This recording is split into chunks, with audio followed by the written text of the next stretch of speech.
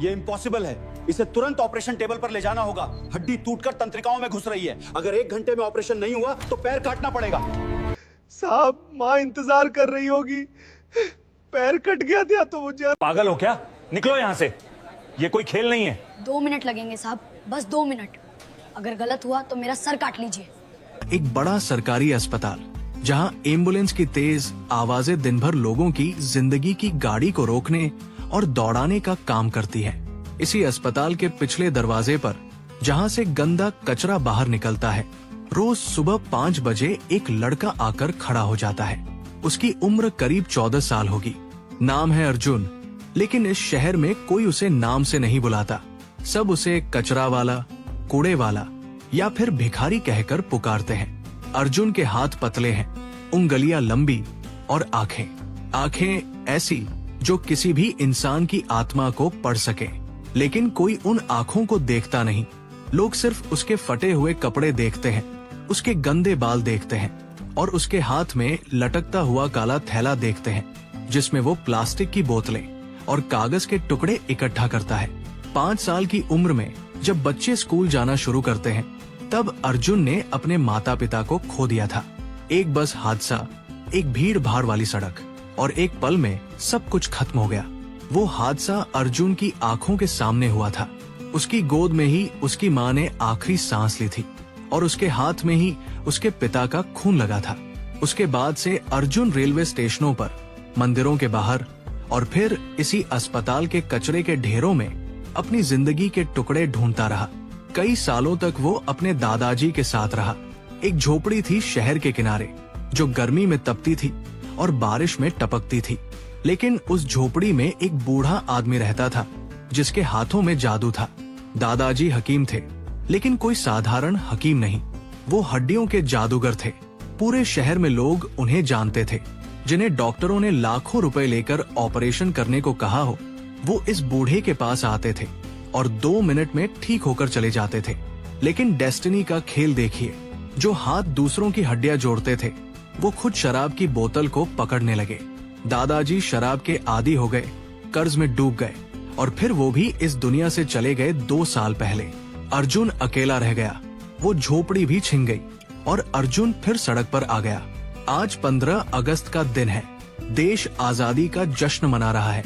हर तरफ तिरंगे लगे हैं, मिठाइयाँ बांटी जा रही हैं और भाषण हो रहे हैं। लेकिन अर्जुन के लिए ये सिर्फ एक और दिन है, भूखा, भीगा और खत्म होता हुआ।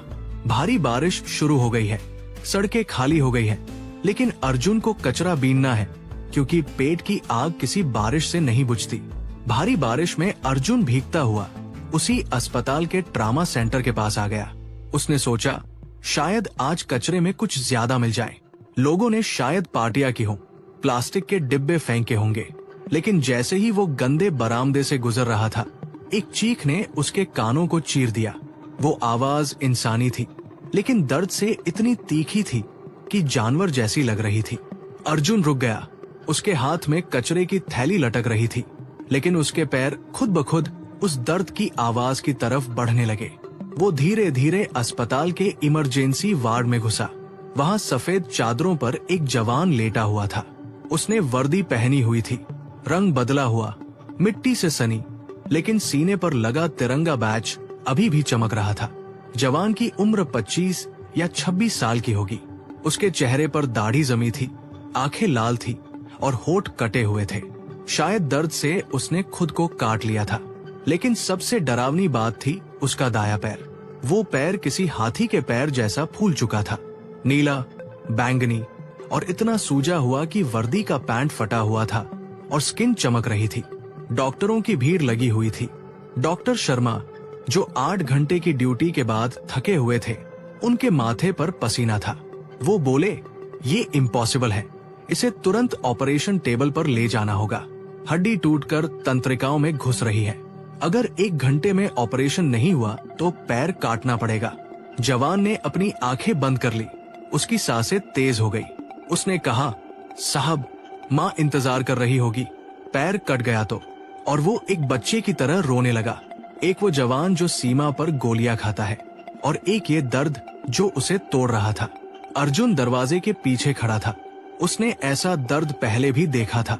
दादाजी के साथ जब वो झोपड़ी में लोगों को ठीक करते थे तब वो बस देखता था।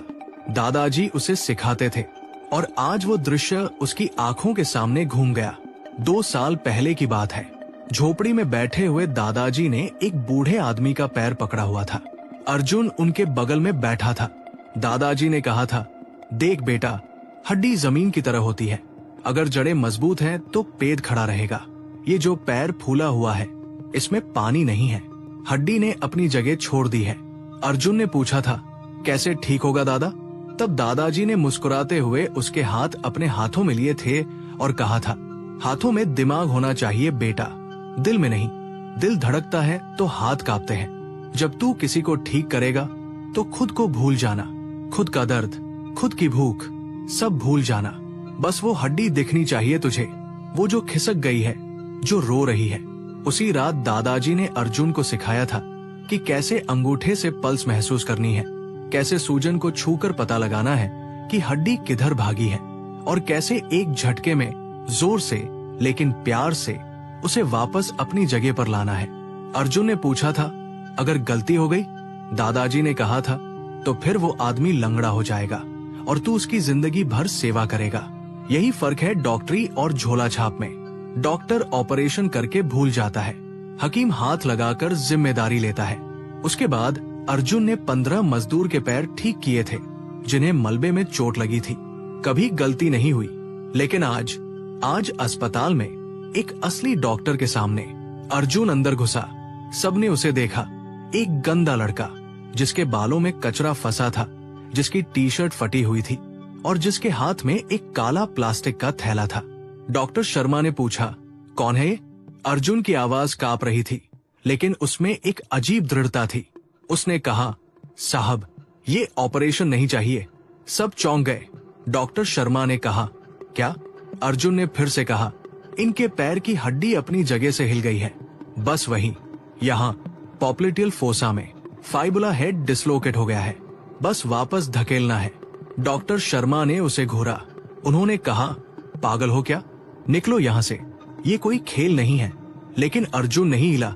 उसने कहा, 2 मिनट लगेंगे साहब, बस 2 मिनट। अगर गलत हुआ तो मेरा सर काट लीजिए। तभी एक वरिष्ठ डॉक्टर अमीर, जो अभी अभी आए थे, बोले, मैं जिम्मेदारी लेता हूँ, करने दो इसे। अगर पैर कटना ही है तो कोई बुराई नहीं, लेकिन एक मौका तो दो। जवान ने आंखें खोली। उसने अर्जुन को देखा, एक गंदा लड़का, लेकिन आंखों में कोई लालच नहीं, कोई डर नहीं, बस एक पक्का विश्वास। जवान ने सिर हिलाया। हाँ। अर्जुन आगे बढ़ा। उसने अपने हाथ धोए। नल खराब था, पानी टपक रहा था, लेकिन उसने हाथ साफ किए। फिर उसने जवान के पैर को छुआ। जैसे ही उसने हाथ लगाया, वो दादाजी की झोपड़ी में पहुंच गया। उसके लिए कोई वर्दी नहीं थी, कोई देश विदेश नहीं था, कोई डॉक्टर भिखारी नहीं था, बस एक टूटी हुई फाइबुला जो जगह से हट गई थी और नसों पर दबाव डाल रही थी। उसने धीरे से घुटने को मोड़ा। जवान करा उठा। अर्जुन ने कहा, साहब, सांस लीजिए और छोड़िए। जवान ने सांस ली और बस उसी पल एक तेज झटका, एक क्लिक की आवाज, और वो हड्डी जगह पर बैठ गई। अर्जुन ने दूसरे हाथ से नसों को सहलाया जैसे दादाजी सहलाते थे। सूजन की जगह को दबाया, रक्त प्रवाह को ठीक किया। 3 मिनट लगे होंगे। जवान ने आंखें खोली और दर्द पूरी तरह से गायब। वो दर्द जो उसे पागल कर रहा था, बस गायब। वार्ड में सन्नाटा छा गया। डॉक्टर शर्मा ने स्टेथोस्कोप नीचे किया। उनकी आंखें फटी की फटी रह गई। उन्होंने कहा, ये कैसे? अर्जुन पीछे हट रहा था।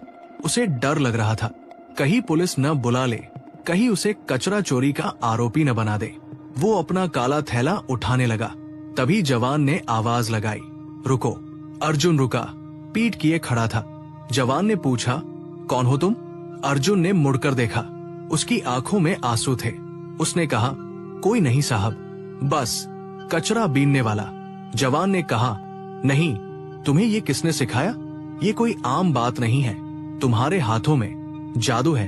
अर्जुन ने खिड़की की ओर देखा। बारिश अभी भी हो रही थी। उसने कहा, मेरे दादाजी, वो हकीम थे, असली वाले, शहर के बड़े बड़े लोग आते थे उनके पास, लेकिन शराब और फिर गरीबी और 2 साल पहले मर गए, मुझे यही छोड़ गए। जवान ने अपनी वर्दी की जेब से एक फोटो निकाली, एक बूढ़े आदमी की जो बिल्कुल अर्जुन के दादाजी जैसे दिखते थे। उसने पूछा, क्या तुम्हारे दादाजी का नाम मुस्तफा था? अर्जुन चौंक गया। उसने पूछा, आपको कैसे पता? जवान की आंखें भर आई। उसने कहा, क्योंकि 10 साल पहले जब मैं 15 साल का था मुझे पोलियो हो गया था। डॉक्टरों ने कहा था मैं कभी नहीं चल सकूंगा। तुम्हारे दादाजी ने मुझे ठीक किया था। उन्हीं के हाथों से उन्होंने मेरे पैरों की हड्डियां वापस जोड़ी थी। आज वो ही हाथ उनके पोते के रूप में मेरे पास आए। ये कोई इत्तेफाक नहीं है, ये कुछ और है। अर्जुन की आंखों से आंसू बह निकले। वो फर्श पर बैठकर रोने लगा। जब उसके माता पिता मरे थे तब वो रो नहीं पाया था, आज वो रो रहा था। डॉक्टर अमीर ने अर्जुन का हाथ पकड़ा। उन्होंने कहा, तुम्हें पढ़ना चाहिए मेडिकल स्कूल में, तुम्हारे पास गॉड गिफ्ट है। अर्जुन ने अपना हाथ खींच लिया। उसने कहा, स्कूल मेरे लिए नहीं साहब, मेरे लिए तो ये अस्पताल भी नहीं, मेरी जगह वही है। और उसने खिड़की से बाहर कचरे का ढेर देखा। उस रात अस्पताल ने अर्जुन को एक सफेद कोट पहनाया। अखबार वाले आए, तस्वीरें खिंची, कल की सुर्खियां बनी 14 साल का चमत्कार। लेकिन जब अर्जुन सुबह उठा वो अपनी टूटी फूटी झोपड़ी में था। अस्पताल ने उसे 500 रुपए दिए थे इनाम के। उसने वो पैसे एक औरत को दे दिए जिसका बच्चा बुखार से तड़प रहा था। अगले दिन अर्जुन फिर वही था, अस्पताल के कचरे के डिब्बे के पास प्लास्टिक की बोतलें चुन रहा था। कोई उसे नहीं पहचानता था। वो जवान जिसका नाम राजेंद्र सिंह था, वो ठीक होकर अपने गांव लौट गया। उसने अर्जुन को ढूंढने की बहुत कोशिश की, लेकिन अर्जुन झोपड़ी छोड़कर भाग गया था। वो नहीं चाहता था कि कोई उस पर तरस खाए। अब सोचिए, हम रोज सुबह नहाकर, परफ्यूम लगाकर, अपनी गाड़ियों में बैठकर अस्पताल जाते हैं। हमें लगता है कि गरीबी गंदगी है, हमें लगता है कि कचरा बीनने वाला कचरा ही है। लेकिन हर दिन, हर पल किसी न किसी अस्पताल के बाहर कोई अर्जुन खड़ा है, जिसने शायद किसी से बेहतर इलाज सीखा हो लेकिन स्कूल नहीं गया हो, जिसके हाथों में जादू हो लेकिन कागज नहीं, डिग्री नहीं, जो आपकी जान बचा सके लेकिन खुद भूखा मर रहा हो। हमारे देश में हर साल लाखों डॉक्टर पैदा होते हैं, लेकिन हर साल लाखों अर्जुन कचरे में फेंक दिए जाते हैं, क्योंकि हमारे समाज की नजरें सिर्फ कागज देखती है, हुनर नहीं। हम सिर्फ डिग्री पूछते हैं, दिमाग नहीं। राजेंद्र सिंह आज भी सेना में है, उनका पैर पूरी तरह ठीक है। हर 15 अगस्त को वो एक खाली कुर्सी पर तिरंगा रखते हैं, उस अर्जुन के लिए जिसे वो कभी नहीं ढूंढ पाए।